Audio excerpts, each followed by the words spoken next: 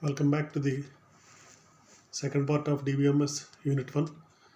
Now, in this session, we wanted to discuss about the level of data abstraction, components of the DBMS, and the data models. Here, we are giving the diagram for level of data abstraction, which is developed by ANSI and Spark. In this, we have three levels: view level, conceptual level, and internal level. And here ANSI means American National Standards Institute, which is which is established in 1970, and the second one is Standard Planning and Requirement Committee. These two organizations frame a framework for the databases. In this, there are three levels. First one is physical level or internal level, and the second one is logical level or conceptual level, and the third one is view level or internal level.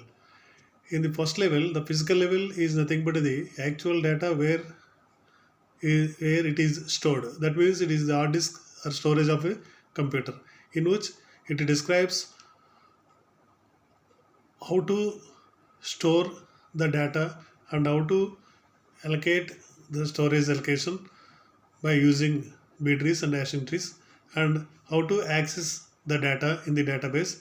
That means an accessing paths by using a primary key or a secondary key or indexing or some other pointers like that.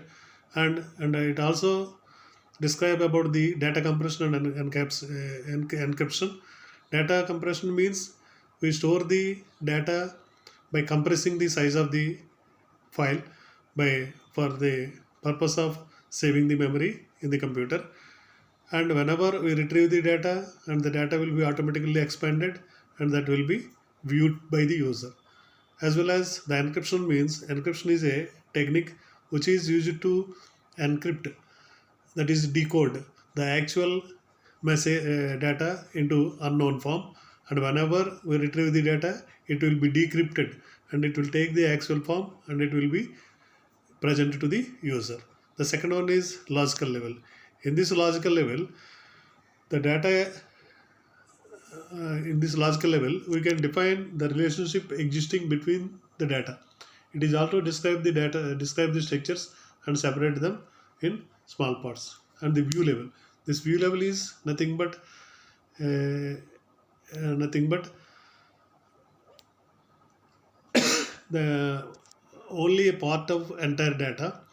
Enough though the logical level is simply that physical level, view level is required because data may be tons of data, all of which are not useful to the users. In this purpose, the view level is only utilized by the users, and each user requires a portion of the information from the database. He is not requiring all the data which is stored in the database, so that the query submitted by the user, that query will be evaluated, and that result will be retrieved from the database and it will be presented to the user. So this is the level of data abstraction. Here we are giving a DBMS diagram which is how it is working. Here some other user level and view level and the physical level. Here users are interact with the database by using the forms, application softwares, and DBML interfaces, and DDL commands by framing the SQL commands. And then there will be accessing methods of files and the buffer management and the disk management and recovery management. Everything will be here, and actual data will be stored in the database by means of indexing, data files, and system catalogs. Now we discuss about the components of DBMS. The main components of the DBMS are hardware, software, people, procedures, and data. Here, hardware is nothing but the physical components of the computer which are visible and sensible. They are like storage devices, printers, keyboards, monitors, and scanners, etc. And the second one is software. A software is a set of programs. Here we need three types of softwares for DBMS. The first one is operating system, and the second one is DBMS software, and the third one is application programs. Here operating system is a system software which is used to activate the hardware components of the computer so that it will be working. Generally we use network operating systems like Windows Network, Unix, Linux, etc. for the DBMS. Whereas the DBMS softwares are used to manage the database, for which we are using Oracle, SQL servers, and DB2, etc. Some other DBMS softwares are needed, which are used for manipulating the data in the database. And the third one is application program. It is used to accessing the data from the database. It is used to generate the reports and some other utility softwares tools like managing the database components. For example, GUI tools are used to design the structures and control the access. Here GUI means graphical user interface. It is used to create a screen for which each and every user interact with the graphical user interface. The graphical user interface is nothing but we can have all the options on the screen itself. We just simply select the required option and go through it. It is a popular tool. Presently, the available softwares are designed by using the graphical user interfaces. Now the third one is people. People means who are involved with the DBMS are called the people. Here the people are system administrators, database administrators, and third one is database designers, and fourth one is system analysts and programmers, and the fifth one is end users. Here the system administrator is a general, he look after the general operations of the database. The general operations means we are creating and inserting and updating operations like operations and so on. Next one is database administrator. He is a DBA. He can manage all the DBMS, ensuring that the database is functional properly. Here, the main objective of the DBA is he can look after the database and allow the users to manipulate the data, and he give some usernames and passwords for each user so that he can we can allow the users for database uses. Next, third one is database designers. The database designers are designing the database structure like tables, field names, and overall data and its databases, etc. And the system analysts and programmers, whenever the design of the database is ready, it will be implemented, and application programs are designed by the system analysts and programmers. And finally, the end users. Here, the end users are the people who uses the database application for daily operations. That is, the end user is utilizing the database so that he can get some information from the database. The end users are very important, and they will be need a consistent information from the database. Next, procedures. Here the procedure is nothing but the instructions and business rules used to design the database. Here instructions means whenever you are going to apply whenever you are going to fill an application, you first go through the instructions and then we can fill up the applications for avoiding the errors. As well as the business rules means there are some conditions and rules and regulations are there for a particular institution. They will be called as business rules. The fifth one is data. It is the actual data to be stored in the database. A data is a raw fact which is already discussed earlier. So the data in the database is well organized, and the data in the database is related. Related means we can collect a particular information or related information for a database. For example, it is a railway database. All the data is related to the railways. Suppose it is a university database. All the database will be related to the students. and the third one is data accessing in different order without great difficulty. Whenever any user wants to get the data from the database, it is very easily extracted from the database. So these five are the more important components which are utilized for the database. Next one is data models. Here a data model is nothing but a collection of conceptual tools for describing data relationship and consistency constraints. Here data and their relationships and their constraints. So these are the different uh, entities in the database. They will be represented in our data models for the construction of the actual database. So the data model describes the structure of the DBMS, as well as it is it has three levels previously discussed in level of data abstraction: physical level, logical level, and view level. How we are storing the data. These are the 3 points to be remembered while you are going for the data models. Here data models are, we have 5 data models. First one is ER model, the second one is relational model, and the third one is hierarchical model, and the fourth one is network data model, and the fifth one is object oriented data model. Here ER model, entity relational model. Here entity relational model is nothing but a diagrammatical representation of the database, and here it is a conceptual design of a data, and it is entity and their attributes. So in ER model we can represent the entities as well as and their attributes and the relationship among these entities.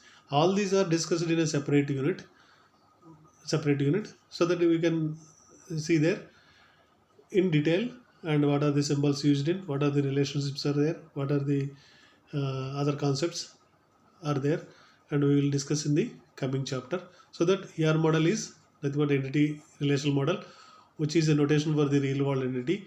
It is like an flowchart of our programming languages. It is a diagram which is representing the relational or a table or a database.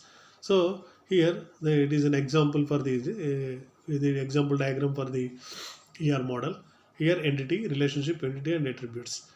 Here entity means a student. Suppose we say it is a student is a entity, then he has an attribute, roll number, name, date of birth, etc. Here um, subject is an entity. It has a title, and it has a publisher, and it has a price, etc.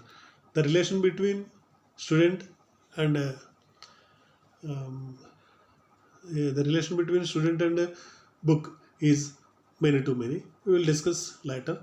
So ER model is mainly containing three components. One is entity, and the second one is relationship, and the third one is cardinality. Cardinality means it is a relationship degree. So we are entity is nothing but a real world entity representing and calling as attributes, and it is a student is an entity, employee is an entity, and like and so on. The attributes of a student is name, age, class, etc. The relationship is among two entities, and which relation is existing, and the cardinalities, the relationships are three types: one to one, one to many, and many to one, and many to many. Next, the second model is relational model. Here relational model is nothing but a table. A table contains rows and columns and intersection of rows and columns. Here the rows are called tuples and the are records or row.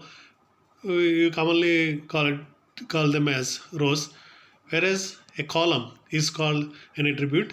We are going to call it as a column, and the intersection of the row and column is called a field. So that the relational model is, the relation is nothing but a table in our real world. Here the relational model store the data in the table. So the table must be normalized. Here the table or relation are having the are the same names. So we are in general we termed as a table. In technical terms we are call it as a relation. Relational table is nothing but the same. The normalization, where the values stored in the intersection of the row and column must be atomic values. Atomic values means it is not further divided. That means we can give only the atomic values in the cells. Here, each row in a relation containing unique value. So ikkada row means it is, suppose it is a student entity, then the row is containing a unique value. A unique value means we can give all the rows related to the entity. Suppose if the entity is student, all the rows belongs to the student. If it is an employee entity, all the records are employees. That is, the related contains unique values. The unique valueness is that. Similarly, the column has containing values from same domain. Here, suppose we are giving a column name roll number. All the values in that particular column must be belongs to roll number. If you say it is a name, column name is a column name of the student, then all the values in that particular column must be student names. Next, hierarchical data model. It is invented in 1960 by Apollo rocket land on the moon in 1969. It is a set of nested relationships, one to many or one to one association. And this hierarchical data model containing many one to many relationship or one to one relationship. It is does not support many to many relationship because it is represented by a tree data structure. So we all know that a tree constructed by using a root and followed by level 1 and followed by level 2 and followed by level 3. So that if we are observing the tree data structure, it will be a relation of, it will be derived from one node to many nodes. That means one to many or one node to one node, but not many to many. We never connect many nodes into many other nodes. That's why in this model it does not support many to many relationship. Only one to many or many to or one to one relationships are accepted by the hierarchical model. Here is an example for the hierarchical model. The first node is called a root node. From that first level, these are called children, and the second level and third level, etc. Here we are observing that the root has three level childs, level 1 childs. That means root is 1, level 1 child 1, 2, 3. 3 childs are there, so that 1 to many. Similarly, first level child has second level 2 childs, so it is also 1 to many. Here in this particular hierarchical diagram or a tree structure, we never see that many to many relationship. That is the drawback with the hierarchical model. So that we are going for the networking model. Here networking model is developed in 1969 by Charles Benjamin, and the structure is like a graph in the data structures, and it allows records to link each other at same file. In addition, the relation has network model is defined to many relationship because one owner file and can link with many member files and vice versa. So it supports many to many representation, for which we are go for the networking. In this you can observe this in this diagram. This is one to many and many to many. Many to many means here customer manager and sales are there, and here the salesman is connected with order and items.